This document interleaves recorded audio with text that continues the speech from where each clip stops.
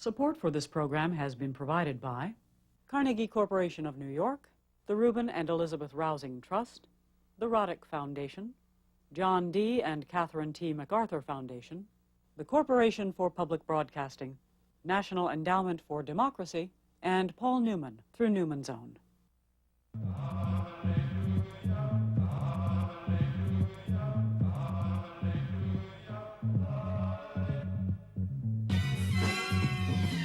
New York's Times Square, the crossroads of the world. Transformed into a glistening, globalized mecca for many of the world's largest corporations. Disney on 42nd Street. Just around the corner, Viacom, whose MTV is now the world's most widely distributed television network. Up the block, Germany's giant Bertelsmann conglomerate. France's Hachette Publishing Company. And signs of Asia everywhere. But trumping them all is this giant, flashing electronic billboard, an instantaneous real-time scorecard of the world's winners and losers. Like the city it serves, its ticker never sleeps as it tracks globalization's inexorable sweep. From Beijing to Bombay, Moscow to Montreal, Manhattan to Tokyo to London and back again. 24 hours a day, 7 days a week, a market-driven global casino of commodities, currencies, indices, and exchanges. It's the sign of the times as a new phenomenon called globalization conquers the crossroads of a new world. Behind the apparent progress looms a force that is as threatening in its power as it is promising in its potential. Globalization, it's a big new word, and few agree on any one definition. But it describes a world where market forces are the driving forces. Today, trade and investment are expanding corporate power from above, but these trends are provoking resistance from below, most notably from within the international human rights community. Still, there are those who say globalization presents a positive challenge. As we enter the 21st century, the global economy requires us to seek opportunity not just at home, but in all the markets of the world. We must shape this global economy, not shrink from it. But as this global economy takes shape, what are its values? Do they include human rights and democracy? And how do those values relate to free trade and economic growth? Globalization and human rights. How an interdependent global economy affects the rights of people. Can money and morality coexist? That's our focus in the coming hour. I'm Charlene Hunter-Gault.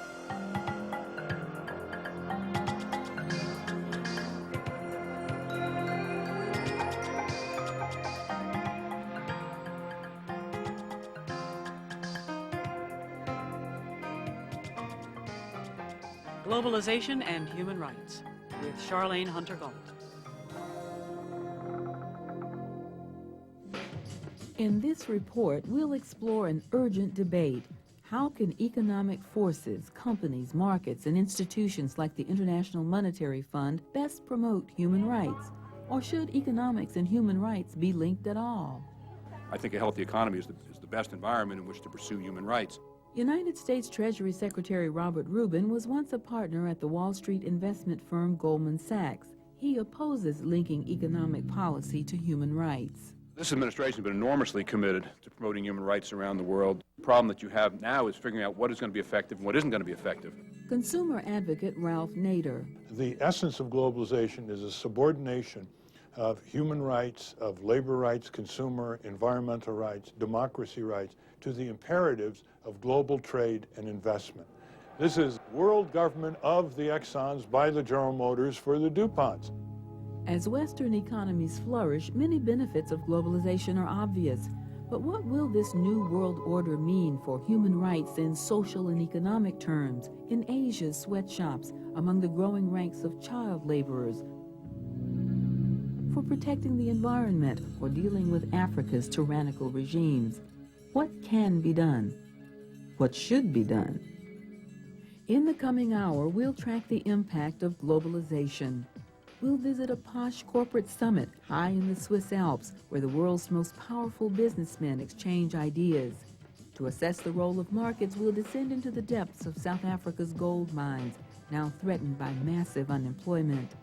We'll take you to the factories of Indonesia and the oil fields of Nigeria to look at two societies wrestling with the effects of transnational corporations and global banks. Finally, we'll join a global march against child labor in Thailand's countryside. Throughout this program, we'll chronicle a major power shift in world affairs from the public to the private, and from national governments to transnational corporations and international financial agencies.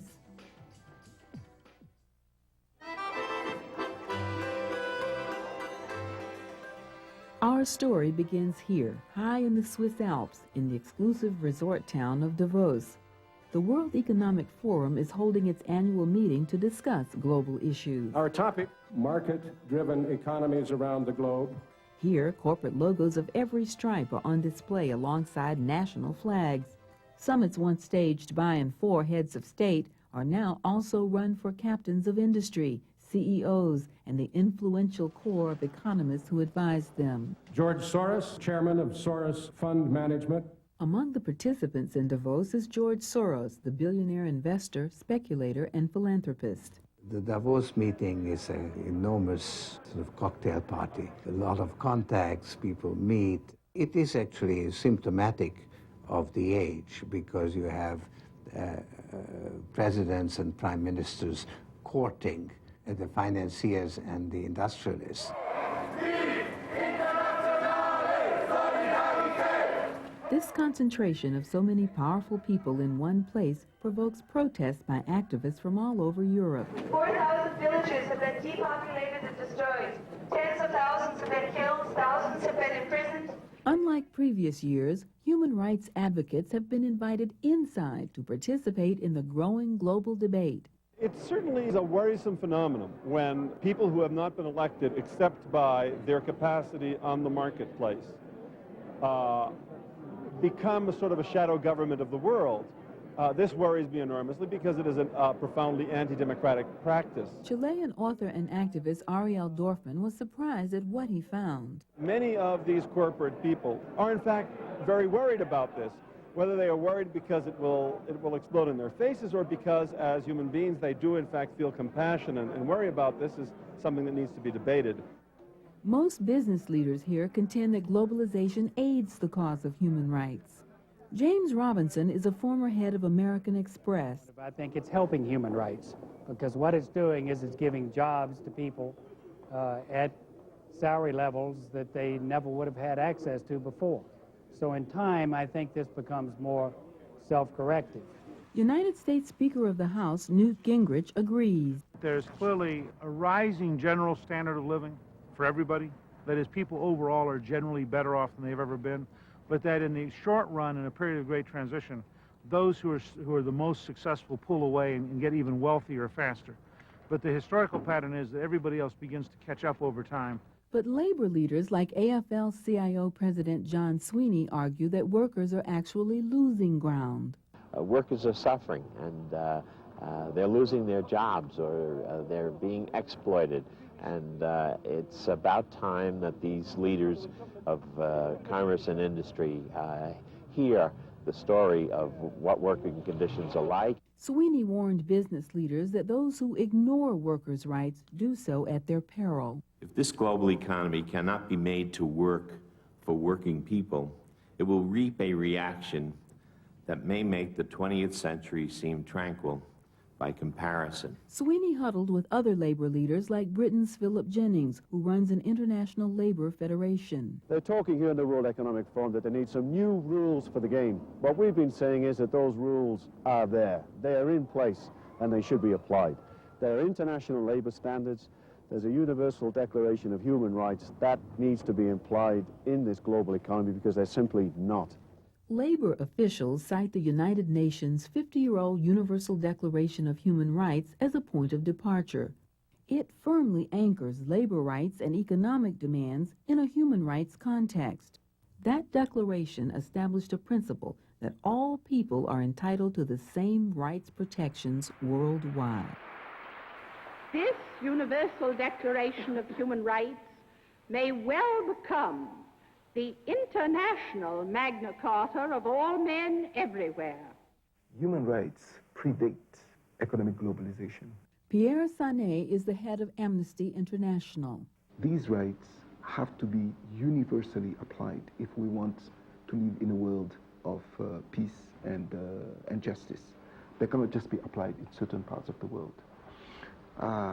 And therefore, unless globalization proceeds with a determination to implement human rights standards everywhere in the world, we are going to face catastrophes. The scope of human rights was expanded at such landmark UN conferences as this one in Vienna, Austria in 1993. The conference embraced social and economic rights alongside more traditional civil and political rights like freedom of speech and assembly. Activists called for corporations and businessmen to make human rights a priority. Most business leaders say that's not their role. I think there has been a lot of progress on human rights, but I don't think linking trade and human rights is a very productive process. Robert Hormats is vice chairman of Goldman Sachs. There are human rights interests, but they ought to be part of a separate discussion with other governments. The great beauty of globalization is that it is not controlled by any individual, any government, any institution. It provides people with the ability to communicate across borders, trade across borders, raise capital across borders. George Soros is not as certain as many of his colleagues that economic growth by itself will necessarily guarantee that human needs will be met. Soros fears the instability of what he has termed the capitalist threat. The capitalist threat is that the system is unstable, liable to break down. That's one threat. And second, that the system is very powerful. It's extremely successful. And due to its success, it penetrates into areas of life, of society, where it doesn't really belong. Because there are other needs in society which cannot be fulfilled by the market. And those needs are neglected. So there is some market failure, but a much greater social failure. In fact, the failure of the political process.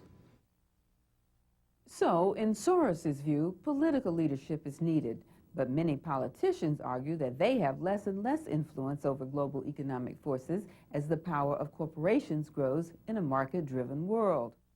Nowhere is that more evident than in South Africa, the first stop on our global journey. There, one of the country's biggest and best-known industries has been devastated by the maneuvers of a small group of financial speculators.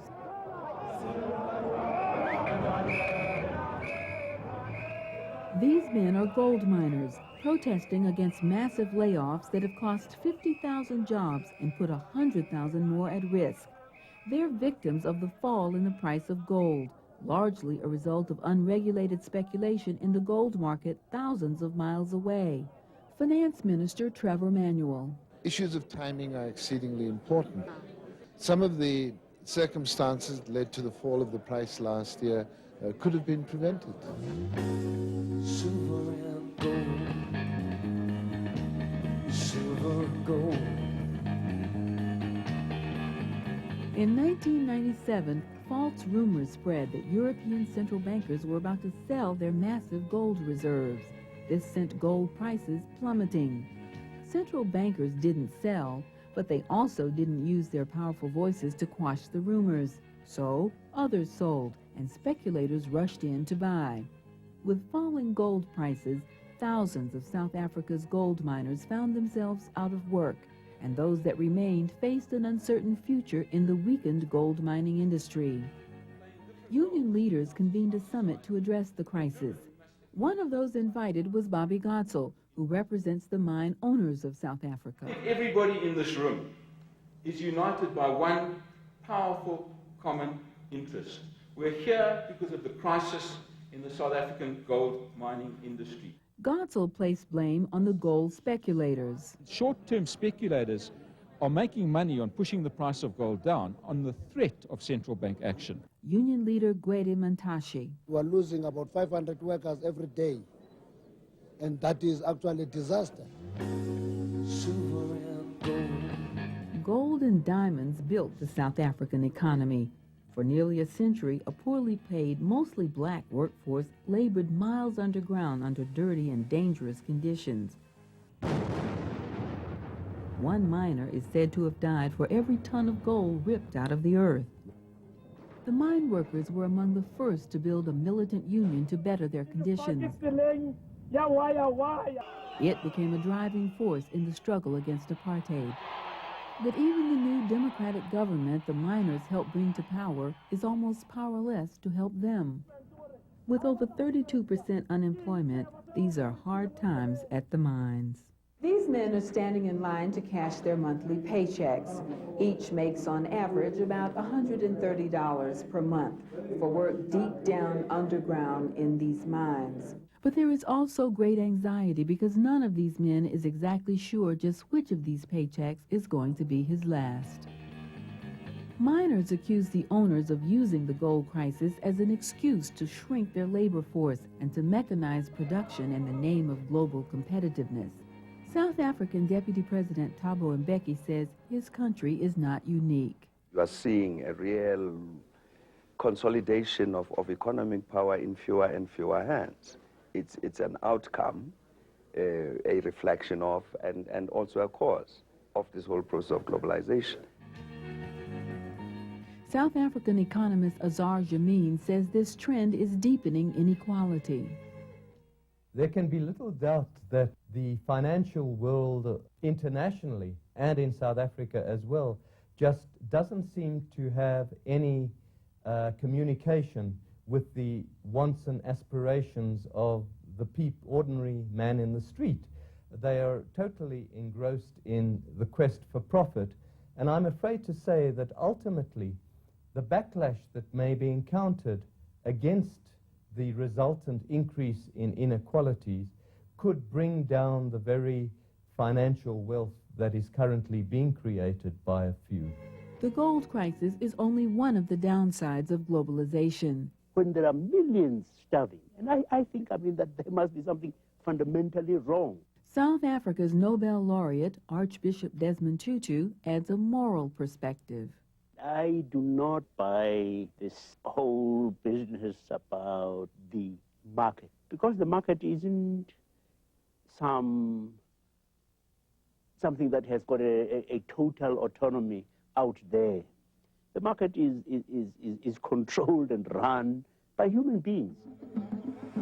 As South Africans seek a just balance between the market and morality, other Africans struggle against multinational corporations, another key force in the process of globalization.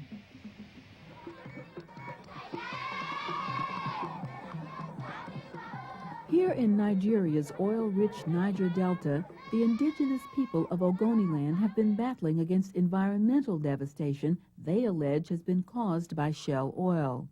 Dr. Owens Wiwa is an Ogoni activist whose brother, Ken Saro-Wiwa, a renowned writer and activist, was executed by the Nigerian government. We are going to demand our rights peacefully, non-violently, and we shall win. Shame on Shell, killing for oil. Shame on Shell, killing for oil. Owens Wiwa argues that there's a direct link between multinational corporations and human rights abuses. Ever since the death of my brother, there has been an increase in the amount of money being invested within the oil sector in Nigeria. There's also been an increase with the number of people who have been detained, tortured. Ken Saro-Wiwa's death prompted international condemnation of Nigeria's military dictator, Major General Sani Abacha. Abacha took power in 1993 after democratic elections were annulled. He arrested his opponents, clamped down on dissent, and had hoped to get himself elected in a fraudulent transition to civilian government.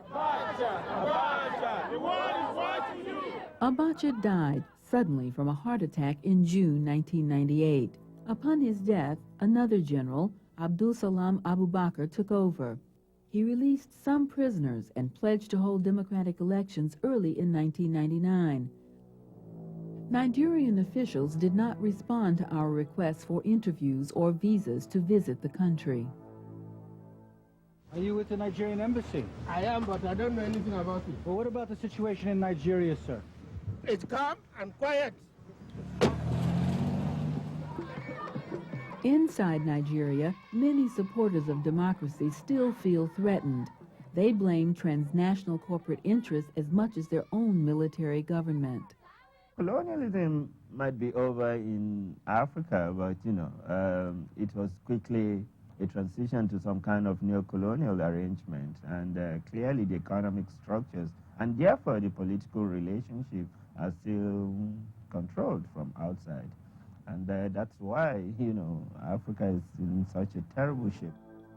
Dapo Oloranyomi was a newspaper editor who crusaded against the Nigerian junta until his phone rang late one night. Someone said, get out if you want to be alive tomorrow. Since then, I haven't been to the house. I mean, I don't know how it is. And for 2 years, been separated from the family.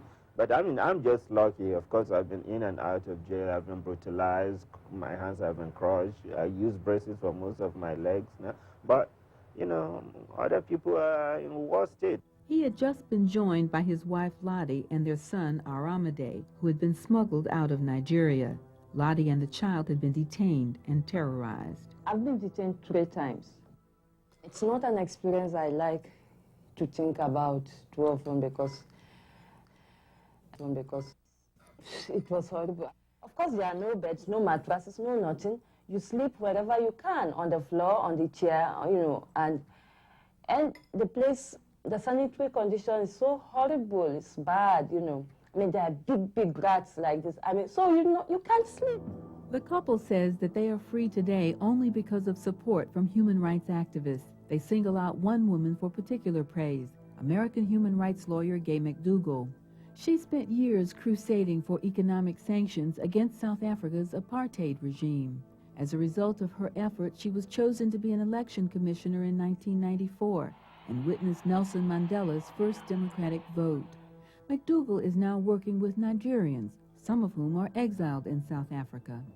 The emergence of extremely powerful multinational corporations have a great impact on the quality of life and ultimately the rights of people in a country or territory. The practices that these oil companies have in terms of the natural resources, air, land, and water. As protests have arisen, these companies have turned to the military establishment in Nigeria to protect them. Shell Oil is one of the largest corporations in the world. In Nigeria, it's been accused of propping up a dictatorship, fouling the environment, and collaborating in the death of Ken Saro-Wiwa. Policy analyst John Cavanagh. In many parts of the world, large corporations are operating in countries where basic fundamental human rights and worker rights are undermined, are not enforced, are violated. And so companies, in a sense, become complicit with governments, with dictators, with violators of those basic rights. These oil companies are really financing the repression through taxes and oil revenues and royalties. Shell denied such charges for years, but rarely granted on-camera interviews. Recently, however, Shell's Alan Detheridge, who advises the company on Nigeria, talked with us at the oil giant's London headquarters. Raising human rights issues, particularly when you're the only company raising those issues, is a difficult and delicate task. It's one that has to be done step by step. We are learning as we go. So, are we doing all that we can? Yes, I think for the moment we are, because nobody else is saying or doing those things. Do we need to do more?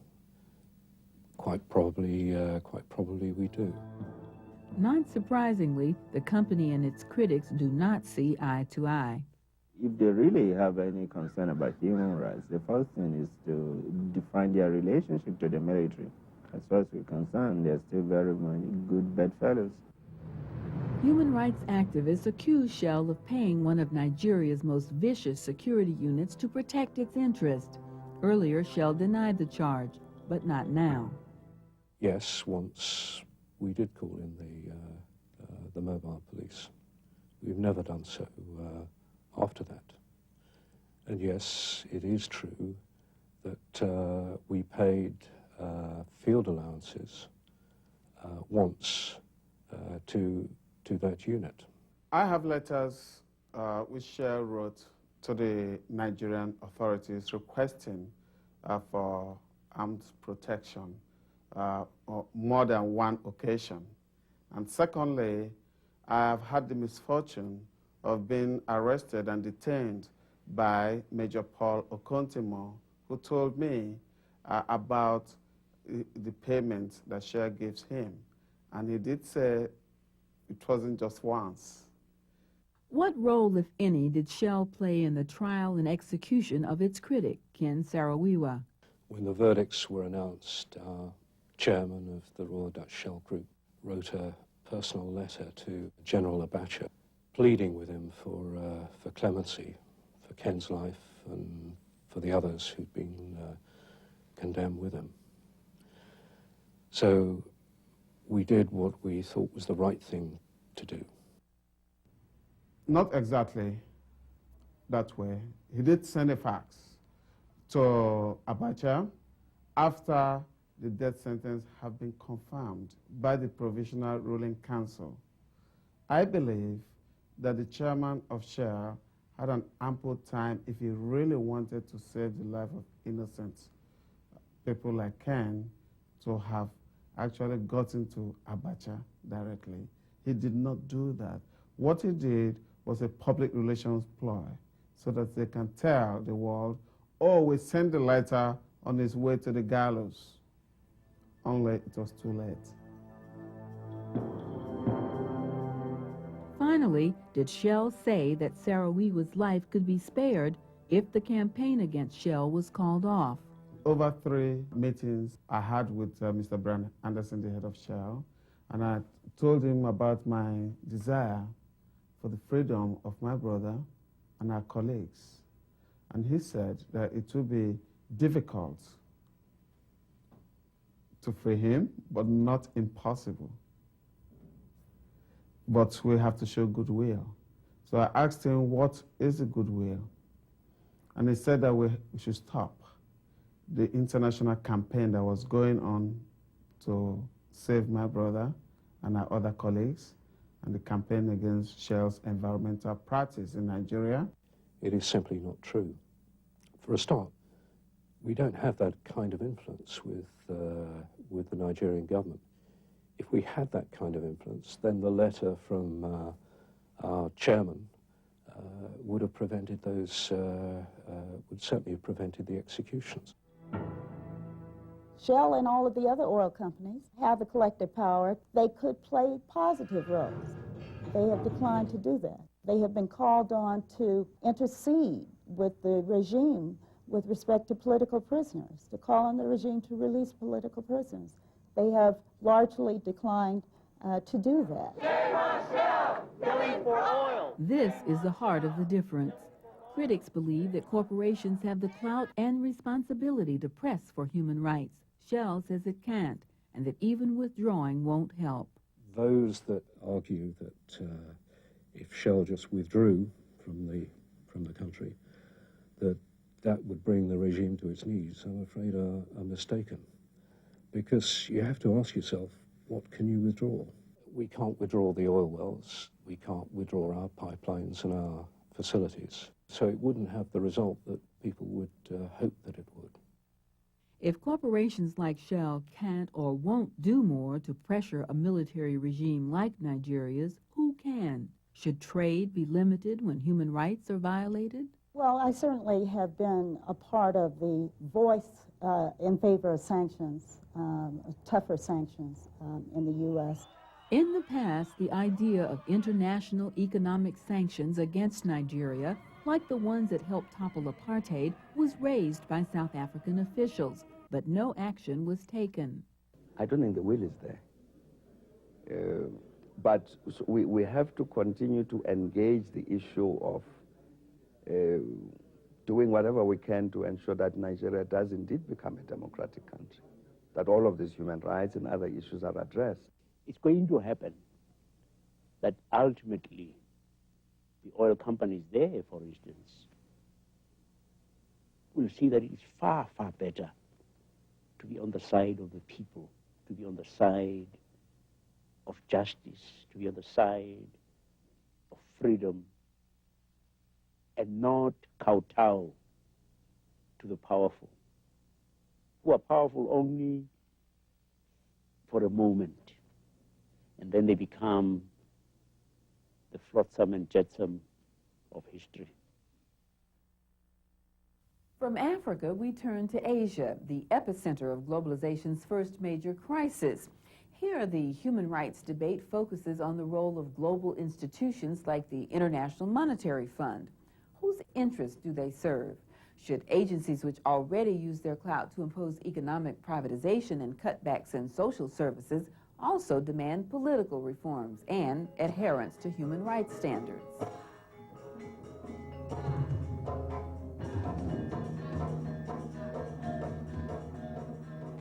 The power of globalization helped destabilize economies across the Pacific Rim, but Asia's financial crisis hit hardest in Indonesia, the world's fourth most populous nation.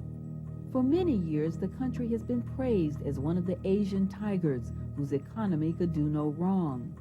Global corporations flocked here because of its stable political environment, low wages, and high profitability. The Indonesian economic miracle was largely myth. Journalist Alan Nairn has written extensively on Indonesia. The currency crisis started with the collapse of some banks in Thailand. It spread to Indonesia. There was a run on the rupiah, the currency, and one day it lost 26% of its value. And suddenly the Suharto regime was in crisis. The Indonesian government tried to stem the crisis, but found itself up against the volatility of the international financial markets. Indonesia's ambassador to the United States, Dorojatun Kuncorojakti, blames globalization. The most intense part of that globalization is actually currency flow between countries. We are, I think, suffering in the region the first wave of this globalization, which is probably going to be also the experience of many more emerging markets in particular. As outside capital poured in searching for high returns, currency speculation increased, and corrupt local economic institutions crumbled under the pressure. The Indonesian system is based on personal control by the Suharto family, business partnerships between Suharto and multinationals, and most of all, repression of labor, artificially holding down wages by crushing the unions. You cannot help that you will have problem of cronyism, of nepotism. That is the stage of development that we are in. I'm trying to be apologetic about that, but it's happening, it is true. The IMF and Suharto clashed over the subsidies, the public subsidies that Suharto gives his children. His children are billionaires. He shovels them billions from the public trough. The IMF was against that. The IMF has been pushing to move Indonesia from crony capitalism dominated by the Suharto family to global market capitalism dominated by multinational investors.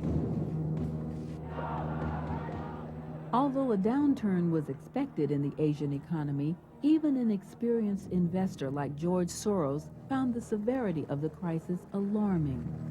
The magnitude of the crisis and the extent of the crisis, I think, surprised practically everyone. Financial markets are supposed to work like a pendulum, you know, sort of swings one way, then it sort of eventually settles and reaches equilibrium.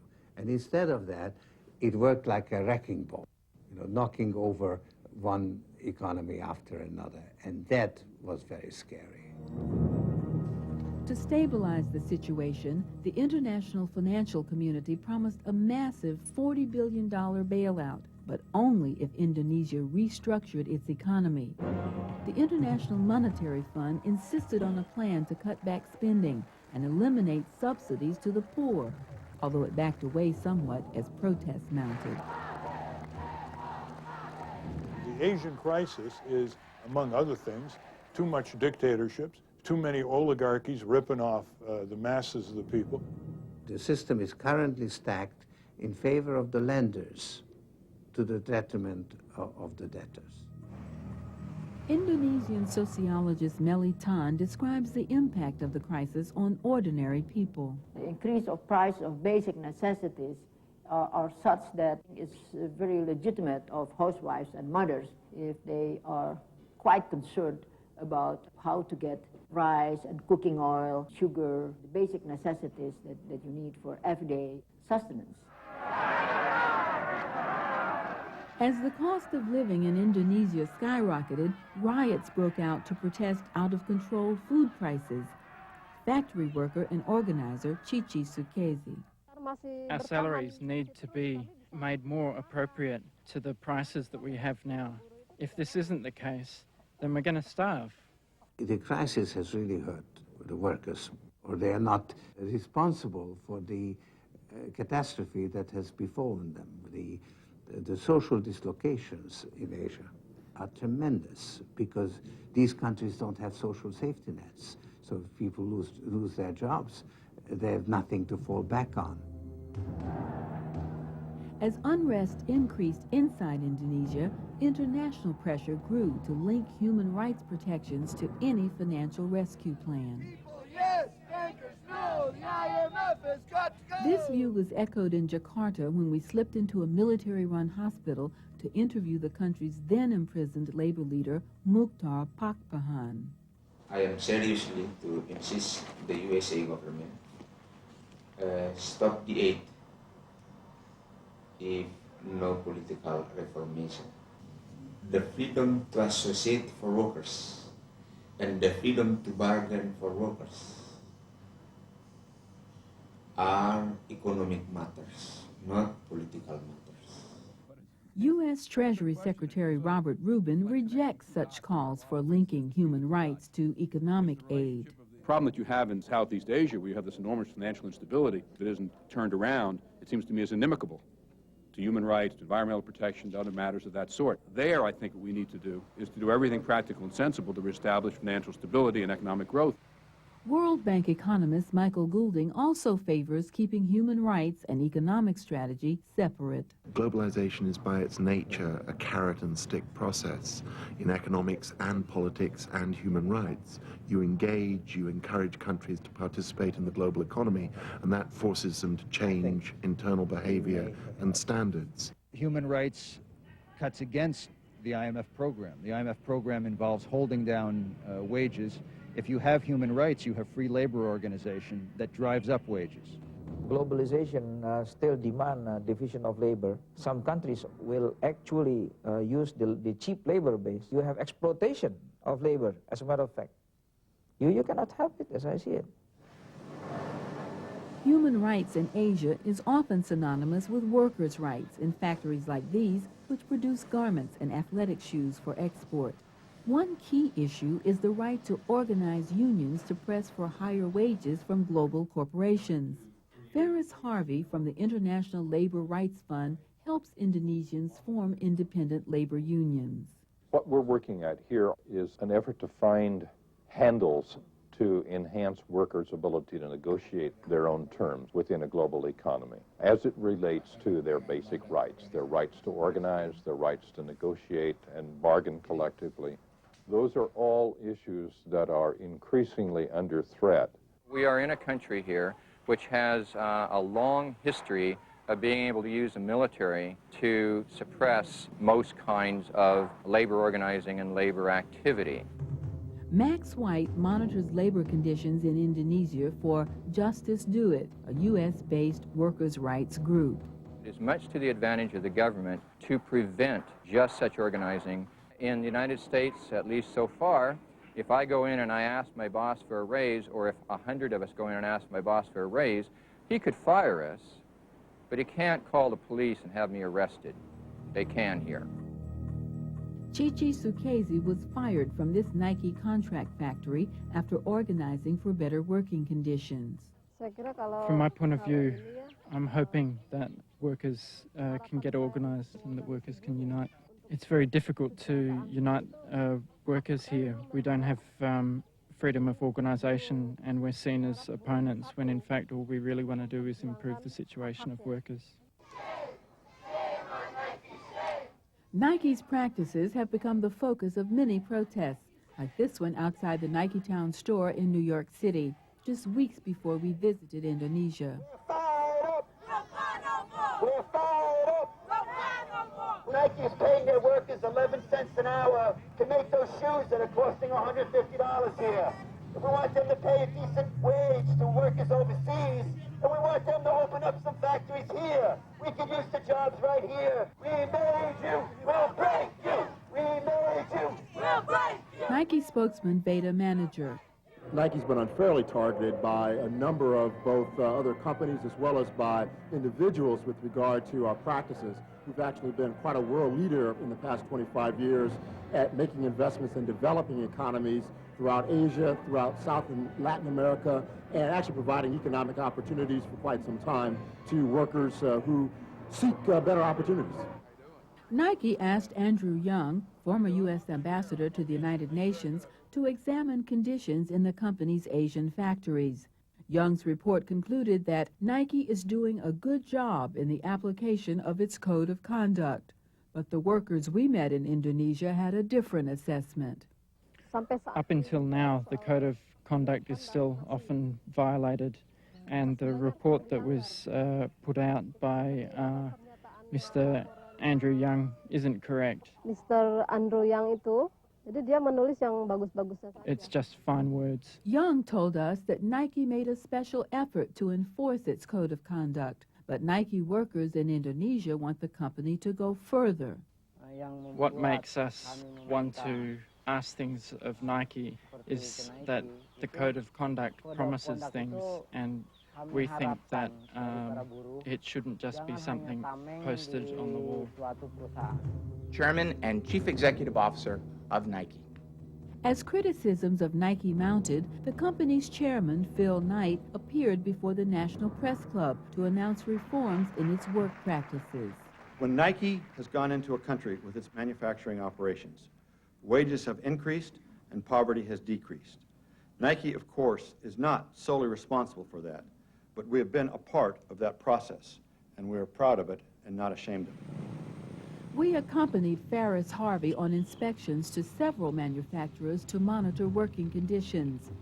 At this factory making Nike shoes, we were met by armed guards, escorted inside for questioning, and denied access. Harvey found a more positive situation when he visited a Reebok plant. Like many multinational manufacturers, Reebok doesn't own factories here, but works with subcontractors. For the most part, I have found the company to be responsive when people have pointed out problems, but they would be the first to admit they're not catching all the problems themselves. Worker and student unrest had been building for years. In the spring of 1998, the unrest exploded into riots. Although the protests were widely reported, their underlying causes were not. The real impact of the IMF plan is the mass layoffs, ending the food and the fuel subsidies for the poor of Indonesia, even though 45% of one-year-olds are malnourished, according to UNICEF. When they upped the fuel prices by 70% under pressure from the IMF, that touched off the popular explosion, ironically, that brought down Suharto.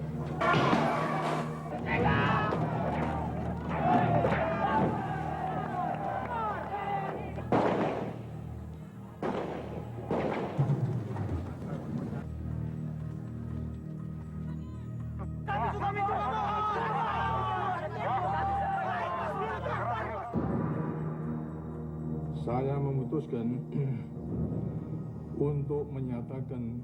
On May 20th, 1998, after 32 years of a dictatorship known for corruption and widespread brutality, Suharto stepped down. He transferred power to his hand-picked vice president, B.J. Habibie.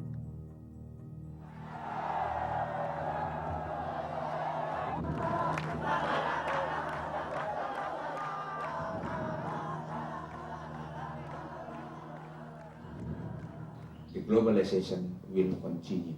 If a country without a democracy, without the principle of justice, and without human rights, I think the country will fail to face the globalization. Human rights problems remain pervasive, not only in Indonesia, but in the neighboring territory of East Timor. Indonesia invaded the former Portuguese colony in 1975, and fighting there, along with disease and starvation, has left an estimated 200,000 people dead. It is one of the worst cases of human rights violations in the world. Jose Ramos Horta won a Nobel Peace Prize for his work to free East Timor.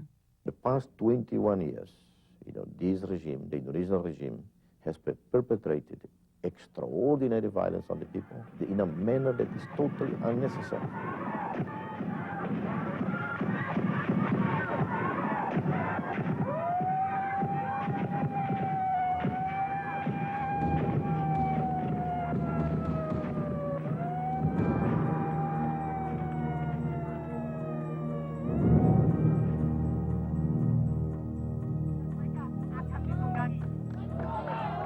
Human rights leaders say that if there is to be more change in Indonesia, outside pressure will be needed, a view shared by Indonesia's ambassador.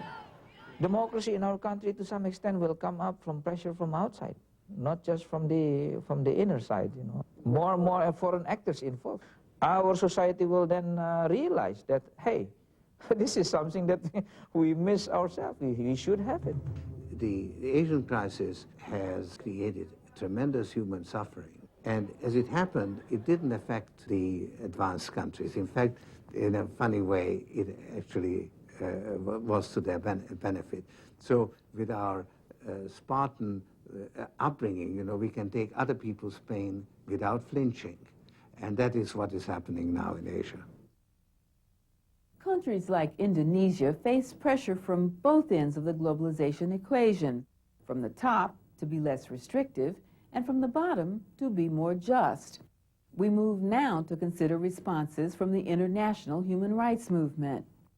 The next stop on our journey, Thailand.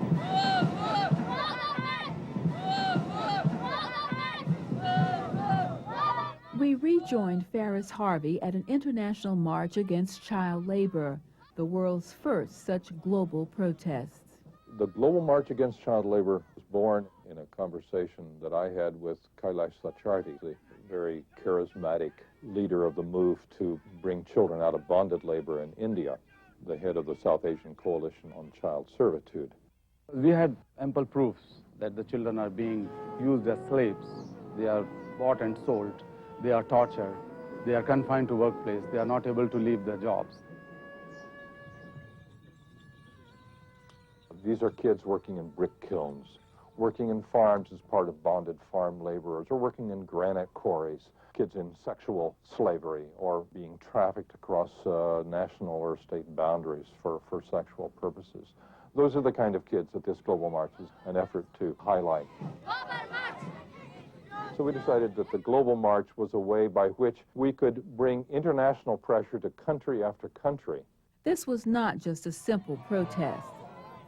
Along the way, organizers met with community groups like this one to try to link local concerns with the march's broader goals, which resonate with people in Thailand. They are still reeling from the collapse of their currency. Economic growth must take human dignity, human rights, environmental balance into consideration. In the wake of Thailand's financial crisis, Buddhist scholar Sulak Sivaraksa, like many activists, sees growing poverty in human rights terms. We have more prostitutes than monks. We have child labor. We destroy our environment. The people in Bangkok itself, 20% live in slums. And many people don't even live in slums, live under the bridges and so on and so forth. But yet people feel that this is not human rights issues. The Global March is just one new cross-border tactic, an illustration of how globalization from above leads to a globalized resistance from below. But in case of children, in the case of poor people, they have no calculations of their profit margins. They always think of their compassion, their love, sharing, taking care of each other. So that is the real globalization. So I believe that we have to learn from those children how to globalize the world. Whether we learn from innocent children, worldly business leaders, or concerned human rights activists, one thing is clear: globalization is here to stay. In a world that is becoming more connected and interdependent, a curious collection of politically strange bedfellows has begun to coalesce in a search for solutions to complex global challenges. In the process, they're discovering some surprising things about this world and about themselves. Amnesty International's Pierre Sané. We do not expect business to become a human rights defender. We know that if business adopts a human rights language and behavior, it will be as a mean to the long-term objective of securing greater and greater profits. For us, human rights is an end, it's an absolute. So there is a journey that we can go together. There is some tactical alliances that we can develop. It's perfectly possible to have a two-track approach to this, where some people very properly focus on the business engagement issues and others focus on the human rights agenda. Many companies in the global marketplace are trying to become what they call global corporate citizens. Some even say human rights are now part of their business principles. Shell Oil's Alan Detheridge. Companies like Shell had a role to play in promoting human rights, not just the rights of its staff, not just the rights of contractors who work for us, but promoting rights more generally, and certainly within the communities in and amongst whom we operate. As corporate leaders grapple with how to respond to human rights challenges, human rights activists are abandoning their traditional focus on abuses by governments. They are now confronting the many impacts of globalization that we have explored in this report. There's been an explosion of human rights organizations all around the world that are now in touch with each other and beginning to talk more and more about common problems, common strategies. It's no longer just the question of, a human rights organization that focuses solely on the problems in their country.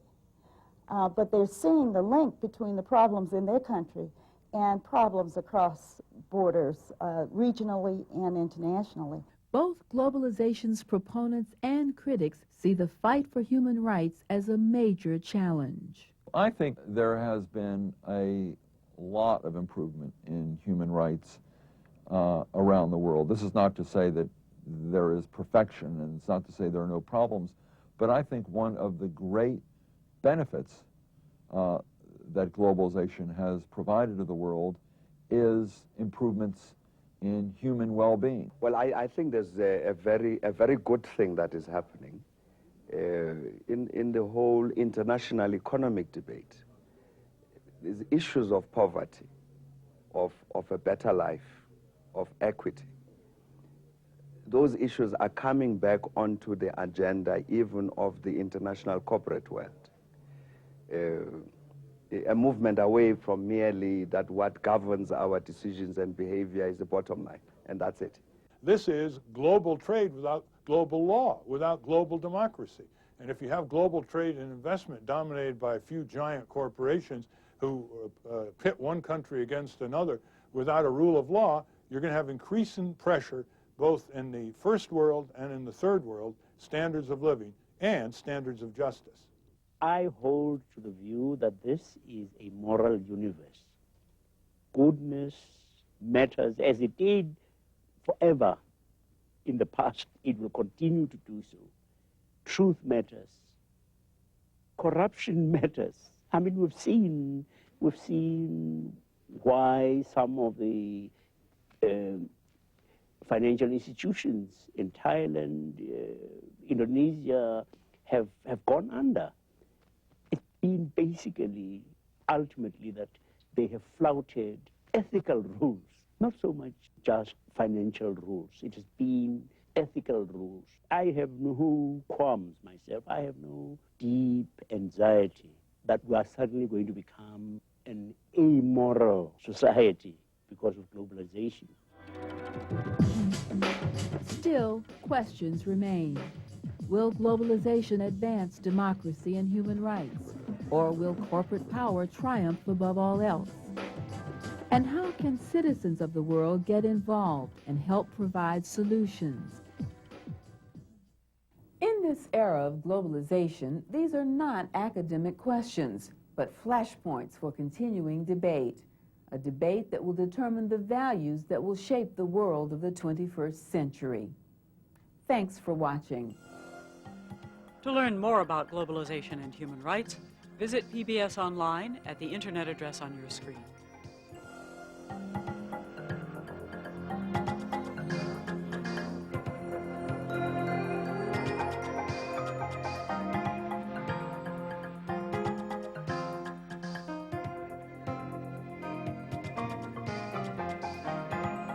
To order a transcript or home video of this program, call 1-800-343-5540 or write to Transit Media, 22D Hollywood Avenue, Hohokus, New Jersey, 07423. This program was produced by Globalvision, which is solely responsible for its content. Support for this program has been provided by Carnegie Corporation of New York, the Reuben and Elizabeth Rousing Trust, the Roddick Foundation, John D. and Catherine T. MacArthur Foundation, the Corporation for Public Broadcasting, National Endowment for Democracy, and Paul Newman through Newman's Own. This is PBS.